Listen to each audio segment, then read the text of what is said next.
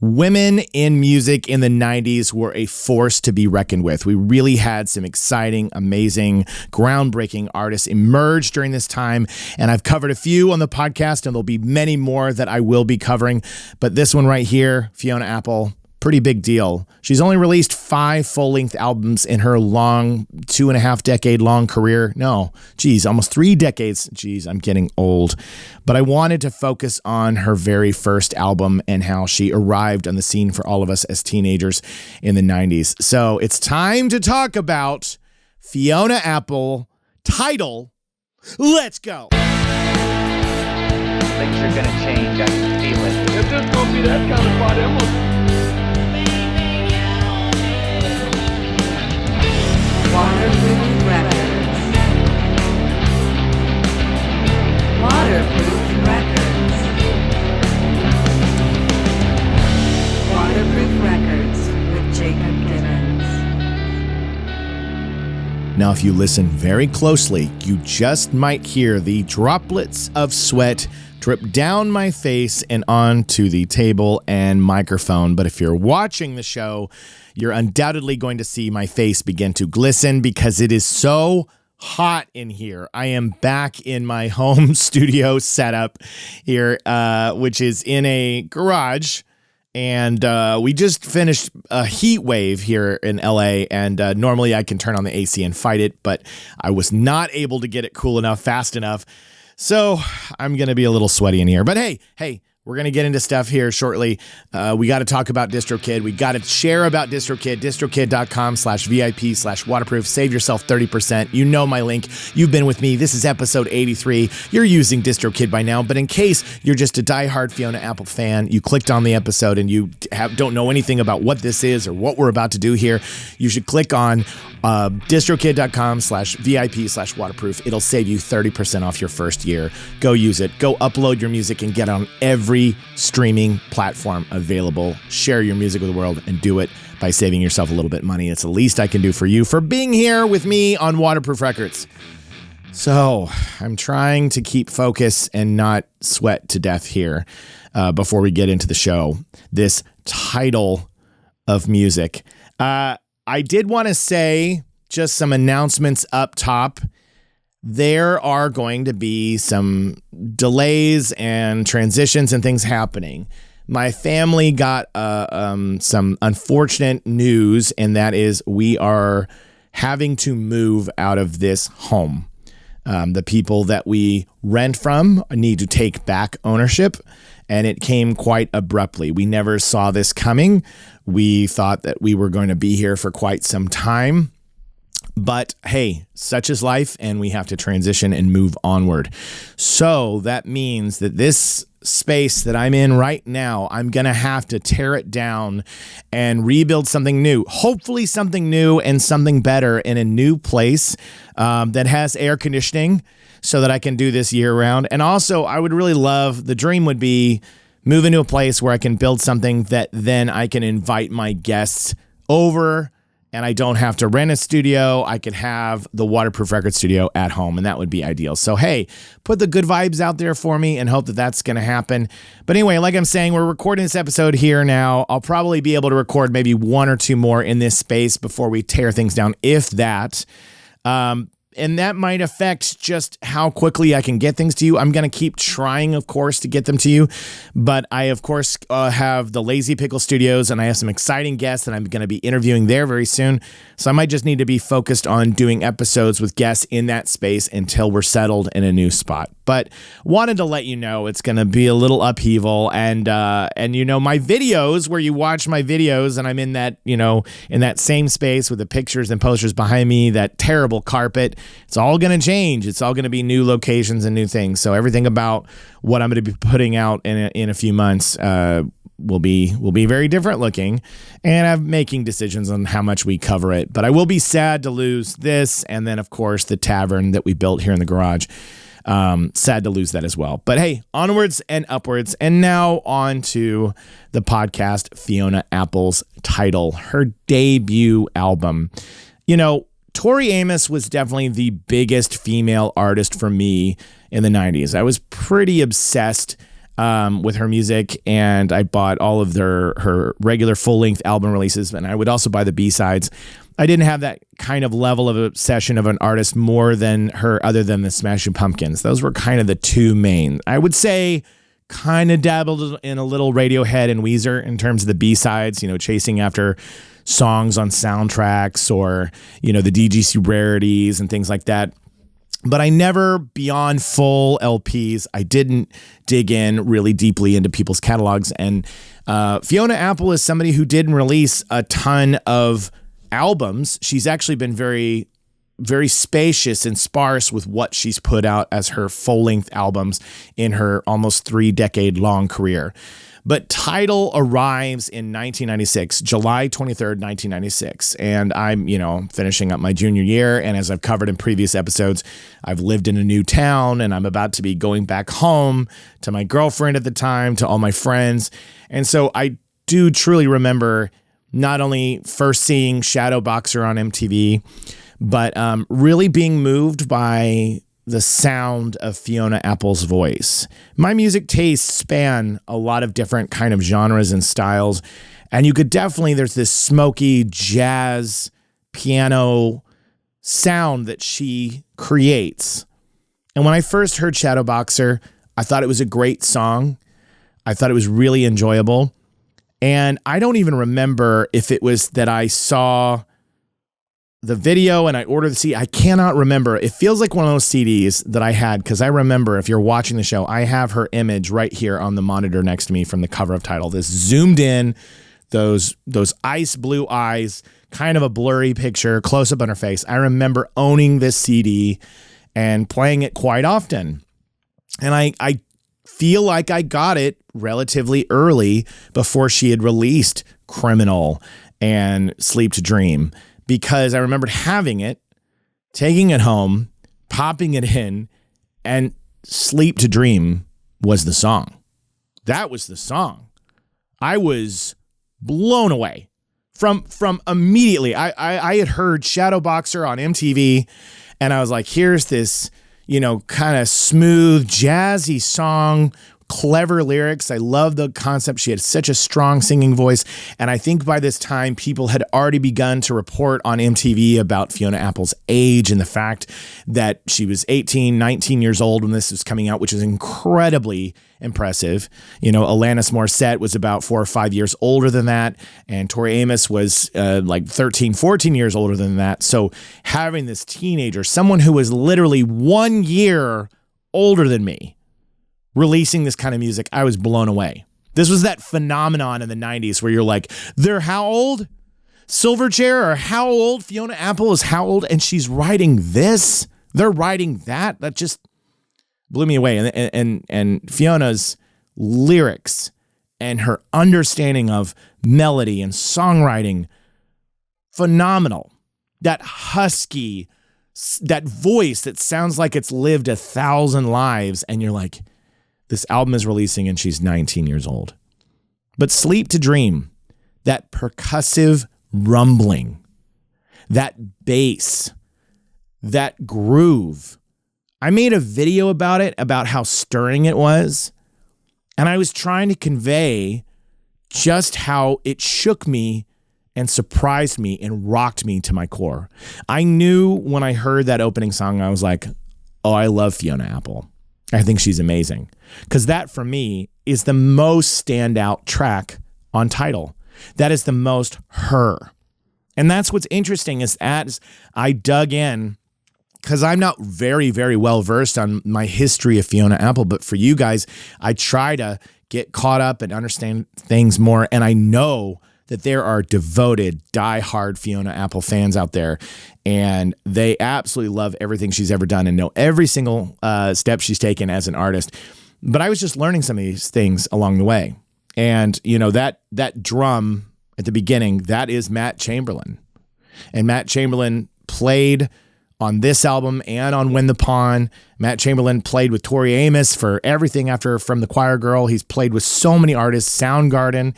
There's a short stint with Pearl Jam. He's been with so many artists along the way. Bob Dylan, Dylan, Elton John, David Bowie, and the list goes on and on. So Matt Chamberlain is one of those really well-known, world-renowned drummers that's played with so many artists, and that's his drumming on this. It was that first song. You get to that chorus, and she says, I got my feet on the ground, and I don't go to sleep to dream. That lyric right there, I wasn't even a lyric guy, and I've talked about that on the podcast before, and boy, oh boy, did I discover how much I was missing out on lyrics with Fiona Apple. But we'll get into that in a little bit because Fiona is lyrics. That's so much of what she puts. But young me was really experiencing her music more from the vibe, the energy, the way it made me feel. But there are certain lyrics that even when you're not a person who pays attention heavily to lyrics and you're just paying attention to feelings, there are certain lyrics that leap through, they cut through, and they get to you. And the idea of, I got my feet on the ground and I don't go to sleep to dream. Oof. Wow. That's amazing. And then she follows it up with, you got your head in the clouds and you're not at all what you seem. This mind, this body, and this voice cannot be stifled by your deviant ways. So don't forget what I told you. Don't come around. I got my own hell to raise. Now here's something that's going to blow your mind even more. This is a song written by Fiona Apple when she was 14 years old. Yes, a 14-year-old wrote lyrics like that. Holy hell. You guys have seen... When I was 14, the songs I was writing were oatmeal cream pie, MASH. I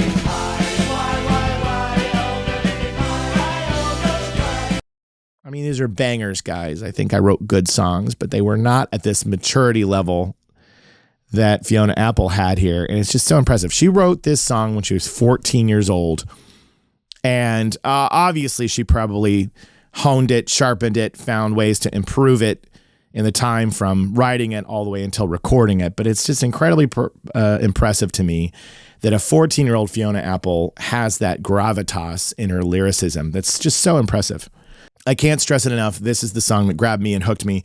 And I would say everything else on the rest of the album, despite Criminal, this is a very mellow album, a very solemn album. This is a look out the window, very slow, sleepy, romantic, lovelorn, love lost album. But it's an important one. I think that Tidal sets the stage. And I think that a lot of people who are Fiona Apple fans would say, really where it gets interesting is Win the Pawn. The next album that's going to come out in 1999. That's post all of the media surrounding the controversies and things that we'll get into in a second. But people would say that is her most brilliant work because she sets the stage. She's experimenting with more things. She's adding in loops. It's just getting really creative and interesting. And I would agree with you that I think that album is incredible. But I really think it's important to talk about Tidal because the way that it arrived and what it meant for music and how it influenced people and the kind of artist and voice that Fiona Apple is. Unapologetic. Say what she's going to say. She writes smart, not overthought lyrics. She plays with words. That's her thing. What I discovered while reading up about her is that it's about words. She doesn't sit down to write a song like, oh, now I'm going to write a song. She moves and walks and hears patterns and phrases in her head and plays around with words and orders and finds the poetry. And you really do hear that in her music. And at such a young age, she began playing piano at age 8. Fiona Apple is born to a very arts-driven family. She has a singer mother and she has an actor father. And they met, that's Brandon Maggart was the father, he was an actor, and the singer Diane McAfee. And they meet performing in the Broadway musical Applause, but they divorce. And so her childhood is basically living with her mother in New York, in Harlem, and then she spends time with her father during the summers in LA, so she has to go back and forth between the two. And there is something to be said about the maturity and the vocals of a young girl being put in that situation, a divorce, going from some of the biggest cities in the United States, LA and New York. That's going to give you a world awareness. But also, I experienced something too when I was in college, which was I grew up in Tulsa, like you all know, lived in Illinois for the short stint. But I remember when I went to college and I met people who grew up in cities. They had a world understanding and experience far more advanced than I did. I remember meeting this girl in college who had grown up in the city of Chicago, not the suburbs, in the city, not on the outskirts, in the city. And everything about her life experience was just a touch more intense in terms of witnessing violence, witnessing sex, witnessing drug abuse, witnessing all the things that I had been sheltered from. I'd heard about, I'd seen it in movies, but it wasn't real to me, you know? And so if you're growing up in Harlem and then you're going to LA and you've got these parents that are in the arts and acting and in music, you're just going to be exposed to a lot more things at a young age. And it's really going to influence your worldview, not being sheltered, being able to channel your voice and your feelings through music. And we'll get into more of that as we go. But actually, it's time for us to get into it because the second song on the album is Sullen Girl. And Sullen Girl, I believe this isn't really an interpretation or anything. This is very clearly somebody dealing with how people perceive you. But there's a very heavy notion in the song. And that notion is, she says in the lyrics, but he washed me ashore and he took my pearl and left an empty shell of me. And from what we know about Fiona Apple and her sharing in her stories and her history is that this is sensitive. So if there's young people in the car, if there's people listening right now and you don't want to hear this is a sensitive subject. So I want to be mindful of that. So turn away. I'm going to be talking about some tough stuff here. So I'll give you a second. When talking about the song, Fiona Apple was raped when she was 12 years old outside of her mother's apartment in New York. And in interviews, she's gone on to be like, I don't want to write about the trauma of that experience. But you do get a glimpse of that lyric line in this song, Sullen Girl, being some sort of remnant, and that being a hinting at something being taken away from you, like in a rape. And that really does sadly mature somebody very quickly when you go through a traumatic life event like this. You know, Tori Amos sings about it, Me and a Gun. So many amazing female vocalists talk about tragic events like this, sexual trauma, rape, and abuse. And to be a 12-year-old girl living in New York, living in Harlem, and have that happen, I can't imagine. She had already begun playing piano at age 8. She was classically trained. And what better place to let out the pain and the sorrow and the hurt of feeling yourself losing your innocence like that, but in music. And she was able to do that. And Sullen Girl is a reflection of that. So much good imagery about the oceans and the waters. And you can really hear it in this song.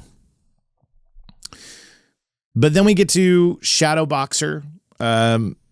This is the introduction of Fiona Apple to us in the world. This is how we see her. This is the first music video, and it's got that opening piano line. It swings. It's that feel of Fiona Apple. And when I hear it, of course, I think of Fiona Apple, but it does sound like something that is a style that when you hear her songs come out, it's very signature to her sound, her swing and move to it. The song is, a lover that becomes a friend and keeps you guessing. She says it in the song itself. It's having a relationship with somebody and then the relationship's over and then they just keep popping back in your life and bringing these unexpected notions to you of like, you have this love for them. They're there, then they're gone. They're there. So it's like you're shadow boxing, you're having a bob and weave against this force that's never truly there. Right.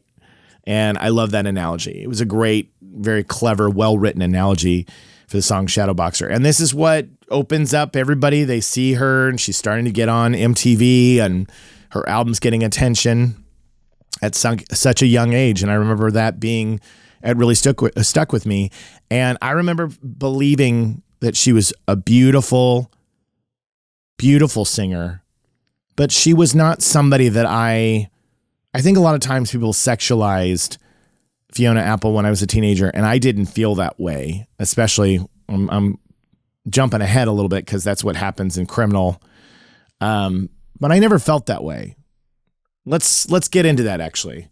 So the next song on the album, Criminal, a video directed by Mark Romanek, who has done so many huge, amazing music videos, went on to have a film and TV career. But, you would know Mark Romanek for doing Closer and The Perfect Drug by Nine Inch Nails. And first of all, Closer is an amazing video. You've seen me do a thing about that. And then Perfect Drug is my favorite Nine Inch Nails video and one of my favorite songs of theirs of all time, even though Trent Reznor apparently doesn't like it. But anyway, incredible videos. And he also did Scream for Michael Jackson, which won a ton of awards.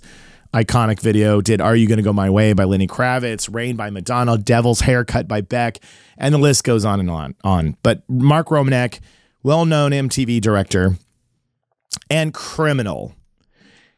If you've never seen Criminal, it's essentially what looks like a house party at like 4 a.m. after everybody's gone to sleep.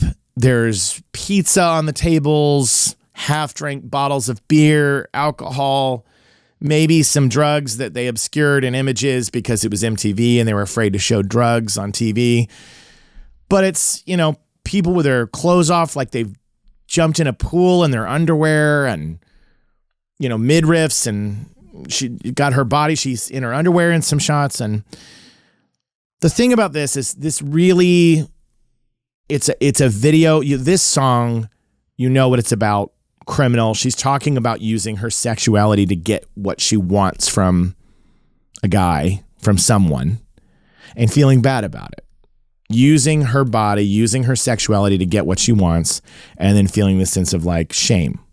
And then when the person is like, she even does in the lyric, this is very her. Somebody in the song is like, oh, you shouldn't feel bad about it. She's like, don't tell me to deny it. I get to feel like a criminal, and that's very quintessential Fiona Apple. I'm going to say what I want. And you can't tell me I can't feel this thing. But that's the song, right? It's about using her sexuality to manipulate a guy, get what she wants. She feels guilty. She feels like a criminal. And when I saw this video, this is again an example of me feeling quite sheltered, because when I saw that video, I was a little bit like, I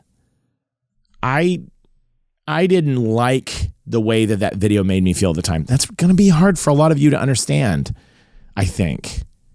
This might be really hard for a lot of people to understand, because I think most teenage boys my age, or, teenage girls, whatever you're into, you'd be like, ooh, hot, sexy. I was not invited out to a lot of parties where there was drugs and alcohol. I didn't have a lot of experience with that. I was a church-going kid. But there was this sense of guilt and shame that I felt about the few times that I'd been at a person's house at a party, and there was like people over there were like, fooling around. I went to a house party once when I moved to Wheaton, Illinois, and because I'd never been invited in the cool kids in Oklahoma, and I was running around with these kids in Illinois. And I remember I went to this house party, and in one room, these guys were having sex with this girl, and she willingly. This wasn't rape or anything. It was like very well announced that was going to happen. And everybody was drinking at this party, and I just felt like I don't want to be here. I don't want to be in this house party. I don't like this at all. And there was something about the Criminal video about being in this like wild night of, the carpet's green and it just looks like you're in somebody's weird uncle or aunt's home, and people have been getting, I don't know. This makes me sound like such, you guys are probably laughing at me now. It makes me sound like such a little prudish Christian Tulsa boy, but it was kind of a weird year, that year that I lived in Illinois, of like, being thrust in a different friend group, being exposed to so many different aspects of like what kids did at parties and nightlife. And I was trying to return home to my girlfriend, and I was trying to return home to my church and my life. But I was beginning to change. I was beginning to get older and not feel the same way, and things would be questioned. And I would say that by the time I was 19 and I saw the criminal video, then I got it. It switched. Because by the time I was in college, I went to some house parties. I got wasted. I got high. I jumped in naked. I went streaking. I goofed around a lot more, and I got a little fun and wild, and I cut loose. And then I saw the criminal video in that time of my life, and it didn't have the same effect on me. So it's just interesting, I think, the two feelings that I had about it. And I'm curious about you guys. You know, I'm curious if there are any of you out there that felt this sense of unease. But the truth is that song painted her in two lights in the media. One, it gave all these people that should not have opinions about this shit, about what she should and shouldn't be doing. And then also it put a lot of attention on her body and how petite and thin she was. And of course that causes tons of opinions of, oh, she's anorexic, or she has an eating disorder, or she's, you know, all of these judgments and criticisms about who this teenage girl is and who she should be and how she should behave.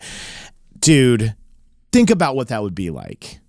Think about for a second. If you even thought, you know, like, oh, she's just too skinny or blah, blah, blah, and wrote her off for these judgments.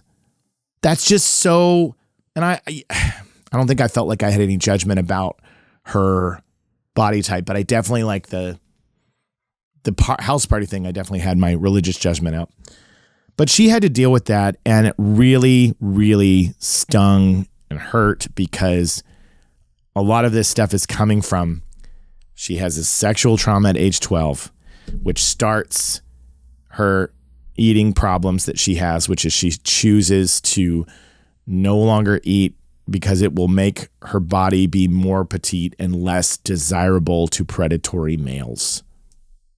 Right? So it's not anorexia. It's a fixation on, I won't even eat this food unless it's a certain color and shape. And the goal is to not allow my body to be voluptuous and full, because then I would be more attractive to pedophiles and creeps and rapists. Well, not necessarily pedophiles, but like to rapists. You know, if she gets more and more feminine, then she'll be a target. So that drives that. And then she's singing very honestly about traumas and things she's got. She's being very vulnerable, puts herself out there, and just all these things that happen in the media and the press, just calling her out on what she's supposed to be, right? So this is where things probably get very difficult for somebody like Fiona Apple, who is 100% herself, likes to speak her mind, has her thoughts and feelings on herself and how she views the world. And she's suddenly thrust in the spotlight and has to like deal with everybody's opinion on how she should look and how she should behave. And, oh, she's a sexy little, Lolita. You know, that's what she is, and all these opinions of her. And it becomes very present, like, knowledge that she's pissed about it. And no bigger moment than at the MTV Video Music Awards, where famously you can find this clip of she goes out to accept her award for Sleep to Dream. And she comes out there, she accepts the award. I have to use this time. See, Maya Angelou said that we as human beings at our best can only create opportunities. And I'm going to use this opportunity the way that I want to use it.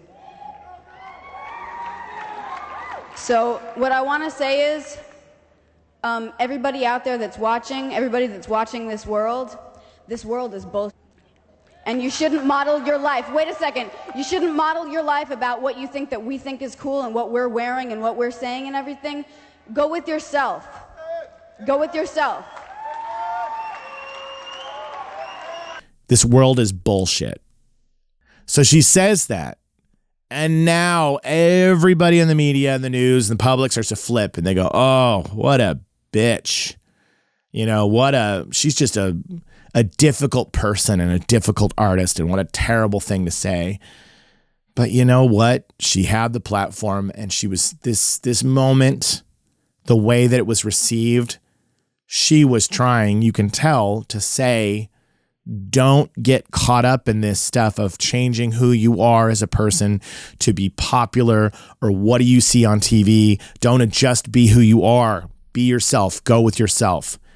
She's trying to send a message of inspiration and hope to young people, and it gets distorted and it gets twisted. And funny enough, you want to know who absolutely loved Fiona Apple before he went absolutely batshit? Kanye. Back in 2005, he would always cite her as like a badass, and I'm sure he saw this performance on MTV Music Awards and was like, yeah. And that just would get in his head of how he was going to deal with things later. This is a darker subject podcast. I know I'm sometimes more uplifting and fun, and we joke around a lot, but this is a heavier album. So we're getting into it. But Criminal is a great song. It's a great song, and I like it, but I don't think it's her strongest. I think that everybody in the world knows this song. I think it's her most played song. It's the most streamed song of all time. The groove of the bass and the drum is awesome. I love it. I think it's great. But it's one of those songs that got played a bajillion times, and people only know her for this. And honestly, she's got a lot more than Criminal. Like I said, my personal favorite, Sleep to Dream. Now, we get to Slow Like Honey. This was a song that I remember personally being put on a mixtape that was meant to be romantic for me, because it does feel like a very romantic kind of slink across the room, like, ooh, you know, the way that you desire me, the way that you see me and you want me. This definitely has that slinky, jazzy nightclub feel. And when you listen to the song and you look at it, she keeps referring to something about her big secret, her secret. And you don't know my secret. I'm going to use my secret over you. And I read somewhere that what she was trying to say was, growing up, she would often be looking off in the distance and quiet. And people would go, what are you thinking about? What do you know, what's going on? And she just was a very contemplative person, and in her head and thinking about things, probably thinking about words and phrases and ways that she could write different songs. But she said that's her big secret. Everybody was so curious about, like, what are you thinking about all the time? And that was her big secret, was just not saying anything and being in her head and being her thoughts. And she could hold on to that because they'd be like, ooh, what is she? There's this big secret that she has that she just won't tell me. And that's what she would hold over others around her, is like, I have this big secret. But then also the song is about, I will then one day become this great singer, and you're going to feel bad for being mean to me. You're going to feel terrible for being mean to me in school because I'm going to be successful, and you're going to wish you had never been mean to me. And I was like, is there a more relatable lyric for kids in the 90s that were like bullied and picked on than that? One day you'll all be sorry because I'm going to grow up and be famous, and you'll feel really bad and shitty that you were a dick. I thought that all the time. I thought one day I'm going to grow up and you'll all be sorry. It's true.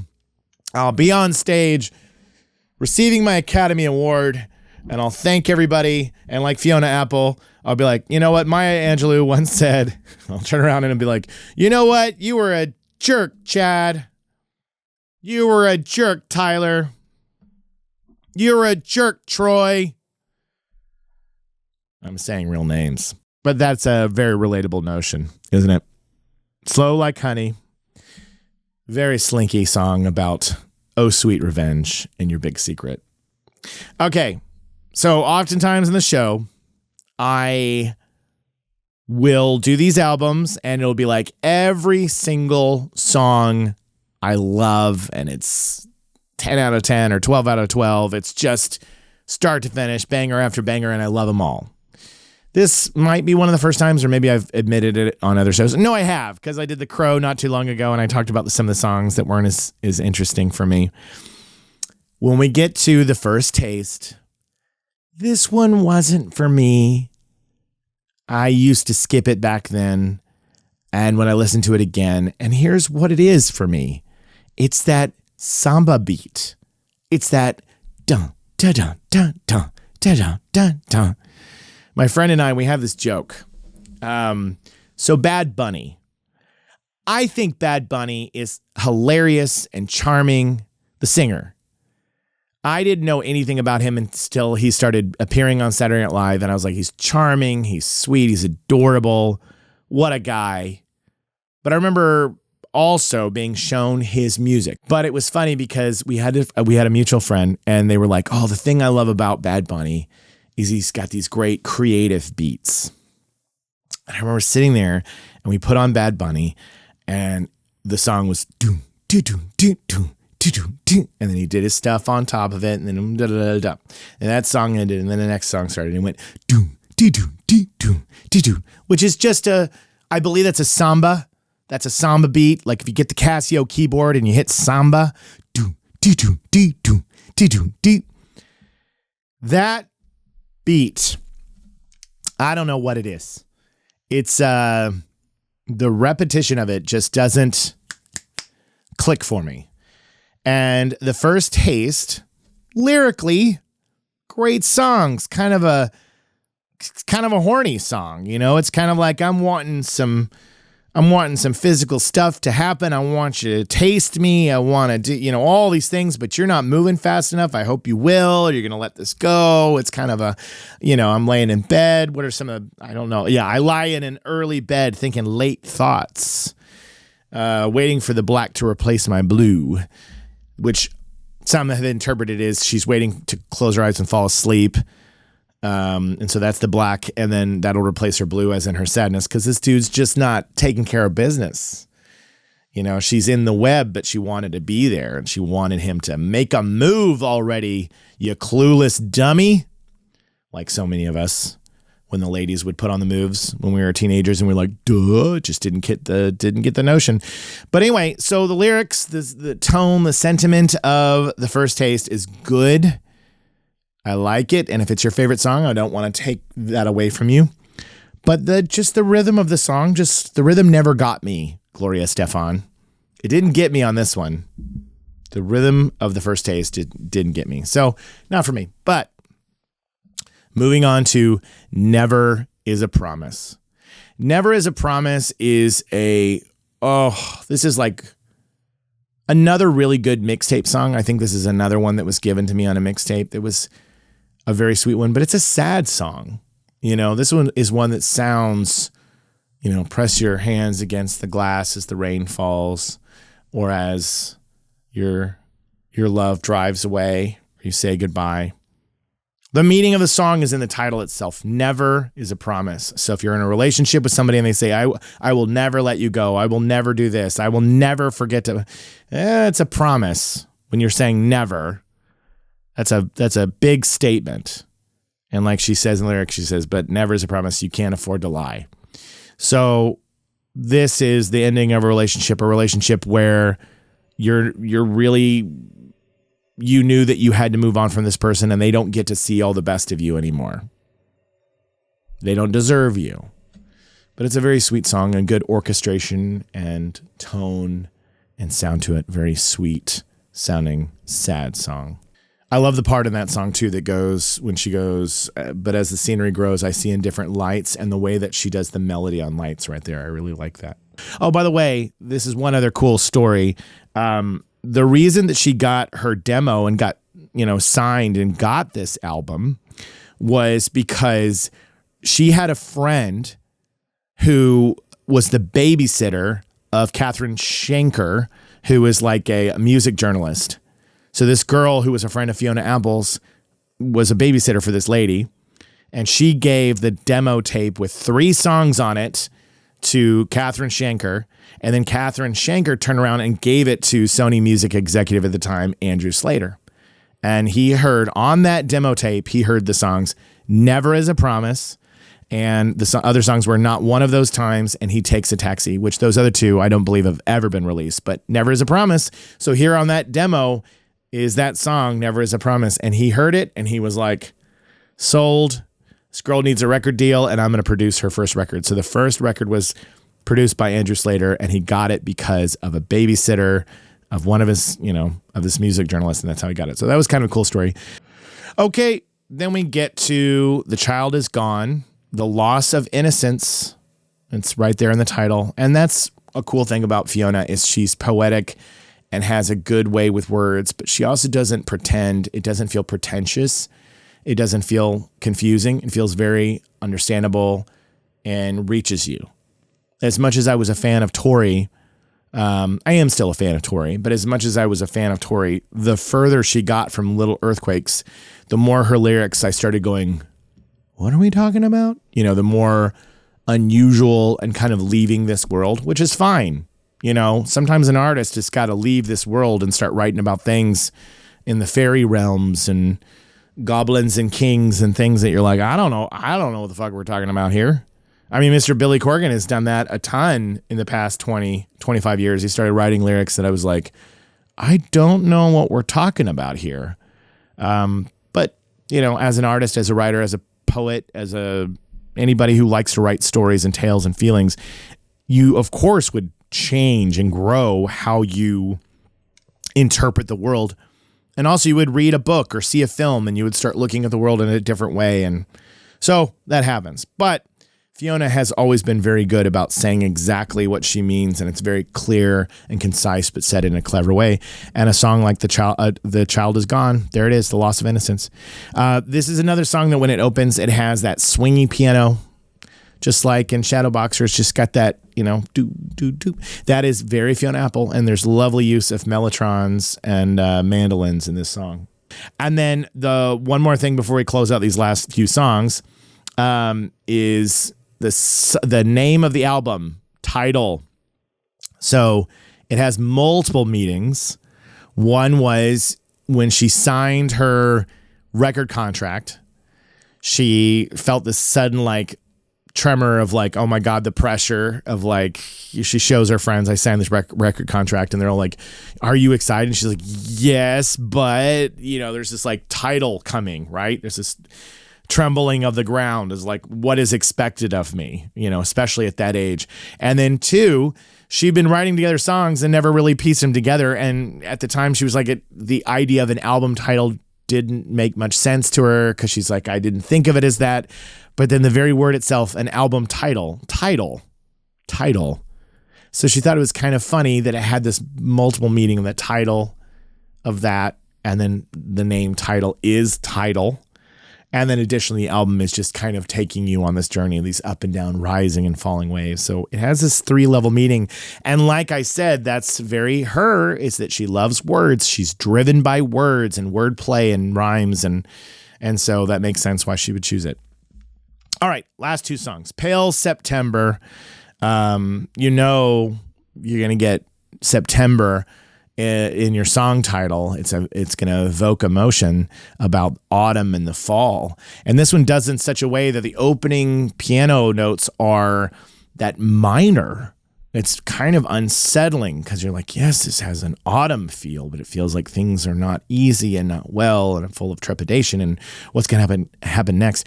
But then it settles, it resolves, right? When she says, but then he rose, brilliant as the moon is full. It resolves, and then that brings you into that next part of the song, and it feels so good when songwriters do that, when they take you in this place where you're like, there's something about these notes, these keys, that make me feel like something is uneasy, and then they release.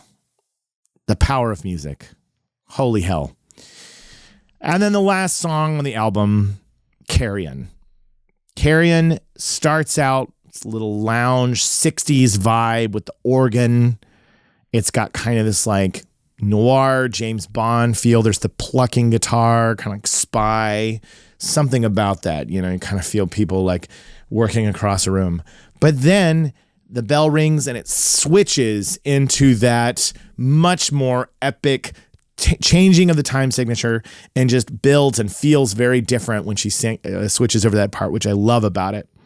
And the very name of the song itself, Carry On, which is just the dead animal flesh, you know. This is how she views this lover, this former partner in the song, is that he's wanting her to come back. All the gestures, all the ways that you try to win over somebody and say, I'm sorry, and come back in their life, and you view that person like a rotting corpse. Like, I don't even see you the same way. And that's the Carrion. But that, ladies and gentlemen, boys and girls, everyone in the world, all around, that is Fiona Apple, Tidal.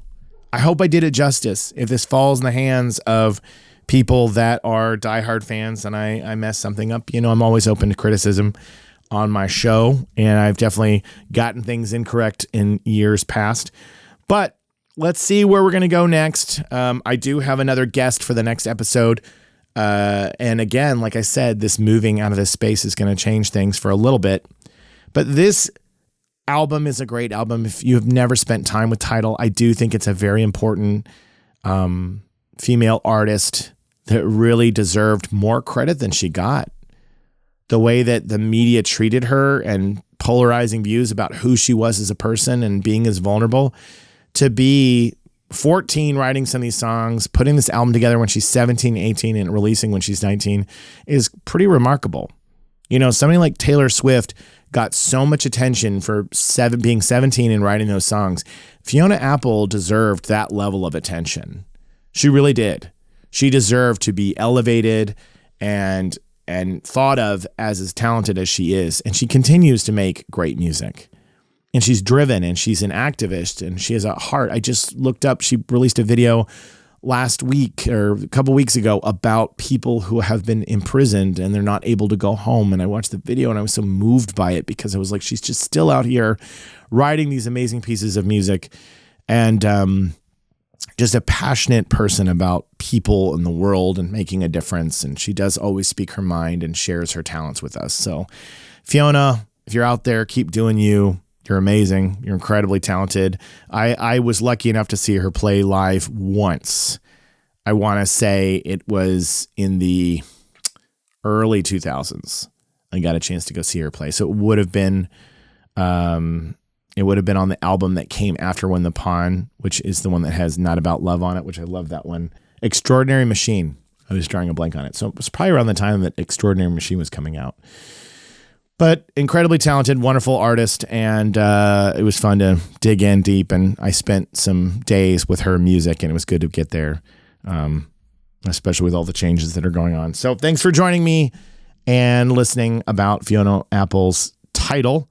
And stay tuned on exciting things happening. Again, thank you. I can't do this show without you. I hope you like and subscribe and share and let everybody know about Waterproof Records. I hope you enjoyed this episode today.